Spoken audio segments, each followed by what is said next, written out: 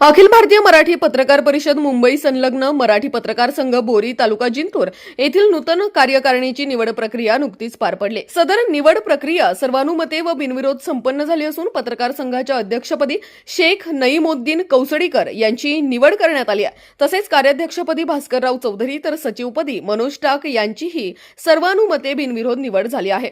नूतन कार्यकारिणीच्या निवडीमुळे बोरी व परिसरातील पत्रकारांमध्ये उत्साहाचं वातावरण निर्माण झालं असून पत्रकार संघ अधिक सक्षमपणे कार्य करेल अशी अपेक्षा व्यक्त करण्यात येत आहे।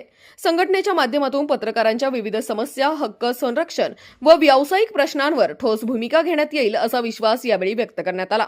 यावेळी संघाच्या तालुका उपाध्यक्षपदी अभिजित चौधरी यांची निवड करण्यात आली। शाखा उपाध्यक्ष म्हणून गणेश ठाकूर व नदीम पठाण यांची नियुक्ती झाली असून कोषाध्यक्षपदी संतोष लहाणे यांची निवड करण्यात आली आहे।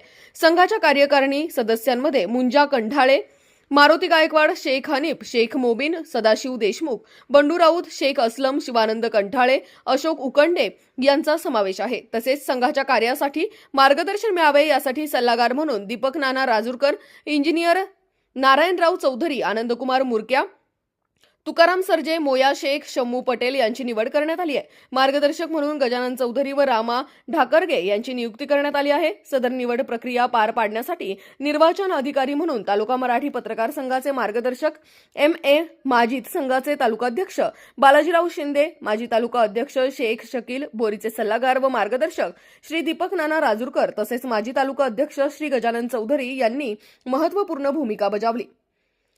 नवनिर्वाचित अध्यक्षांची प्रतिक्रिया। अध्यक्ष शेख नईमुद्दीन कौसडीकर यांनी प्रतिक्रिया देताना सांगितले की संघाने माझ्यावर टाकलेल्या विश्वासाबद्दल मी सर्व पत्रकार बांधवांचा मनपूर्वक आभारी आहे। बोरी व परिसरातील पत्रकारांचे प्रश्न, सुरक्षितता, हक्क आणि सन्मानासाठी संघटन अधिक मजबूत करून काम केले जाईल।